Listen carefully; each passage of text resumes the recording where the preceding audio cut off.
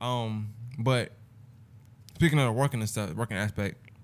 So you're single 9 to 5. I do want to touch on that. Probably get some other stuff too. We done talked about it a few times because I've been through the process, been here. Tell people like you gotta tell them all your story. But this initially, like, why you even thought of coming up with the song, "Fucking 9 to 5"? Like, where does that even come from? It just come from wanting to be independent, like just working all these different jobs I had going on, and I keep having like some crazy ass experience. Well, not crazy ass experience, but just experiences that I don't rock with, I don't fuck with. What make you say F the 9 to 5? Like, what about what's the 9 to 5 to you? Like, I know we talk about it, but like in your opinion, like, would it be? Is it necessarily a career, or is it something like? I mean, it could be. It's a job that I don't own. Like, somebody's still telling me what to do. I'm not in control of my destiny. I'm just getting paid by somebody else, and I gotta do whatever they say. Around this time, I gotta be there whenever they say to be there. This, that, and third. And yeah, I'm tired of that. So that's what I'm trying to. What about it makes you tired? Like, is it the waking up whenever you gotta wake up, or not being in charge of your own schedule? It's you basically not in charge of your life for like 8 to 9 hours. Basically, you can do. I mean, you can take it. You can go. I mean, technically, you not in charge, but low key, you still there. Like, you still could quit. Yeah. But you need to get paid.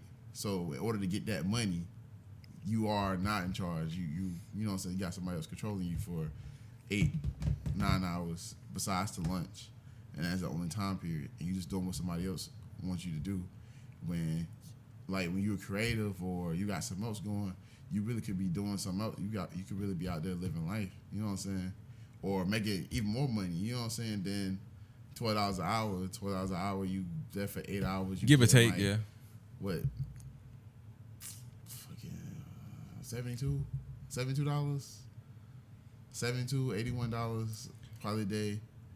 This, that, and third, and then you could be making a lot more than that if you really, depending on what your dream is and what your career or whatever you want to do, you could actually own and make more money than that in a day. So what do you like? What's your take on like people that don't work? That like they don't work. They want to be creative. But what if they need money to fund that though? I mean, like I know the song say F it, but I'm saying like, what's your take on something like that? Like, well, when I say it's an attitude. It's not saying I'm not gonna work. It's more of an attitude. That's exactly what I was gonna say. Like, it's not when I say fucking 9 to 5. I'm not saying quit.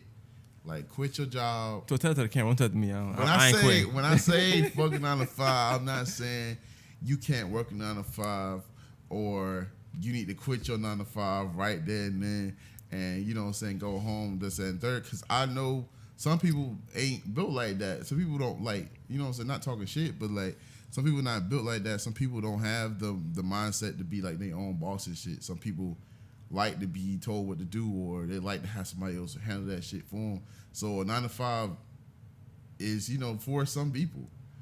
But I'm saying, like, far as that being the only thing you depend on in your life for your income and shit, and your life revolving around a 9 to 5, fucking 9 to 5, like, go get some other residual income, you know what I'm saying, outside of that job. You know it would be equivalent to like, sometimes people be like, F that job, but they still go and clock in, they still go to work. It's just an attitude, a mindset of like, it's not mine. Yeah. You know what I'm saying? Almost like if there's a problem somewhere, you're like, fuck, that ain't got nothing to do with me. Yeah. Like, that's how you feel when you're not at the job, because they ain't got nothing to do with you at that point. Yeah. And basically don't let it be your end game. You know what I'm saying? Like, if you lost that 9 to 5. But I can understand what you're saying, though. Like, yeah. From 9 to 5, like, technically speaking, you feel, no, you're not. I'm going to say, no, you're not. But you feel like you're a slave, because, like, from 9 to 5, you can be told to do this. When you going to go lunch, you might be hungry at 10. You can go lunch at 12. Yeah. You know what I'm saying? So it's just, I get the attitude. I like the song, first of all. I thought it was dope how you kind of told stories. Oh, you all right? Yeah, keep your 9 to 5 now, fuck with you. But can't do that 9 to 5 now. They fire you for that. but I think it's dope that within each of them verses, I think if I'm saying it correctly, those are real experience you had at real jobs. Yes. You kind of just pinned it to. It's all real. It's not even fabricated in any sense. All of it is real. Yeah. After you might have cut back on some of the stuff you probably could have said. Yes, basically, yeah. So out of all the verses, what beat from verse 1, verse 2, verse, all of them being jobs. Which verse was your worst job in your opinion? I'll say the first one. And why? Cause you know what I'm saying, doing all that extra shit I was doing, doing manager shit, doing manager shit without getting manager grip. You know what I'm saying? Can you explain that line? So you said in the line, if I'm not mistaken, you said niggas asking me for manager shit, ain't getting manager grip. Yeah, how the fuck I'm doing manager shit and I getting manager grip? Sit on their ass all day and I can't stand for this shit. Yeah, basically I was doing duties that the managers were supposed to be doing. Managers is up here. Yeah. But you were getting like first level entry pay. Yeah.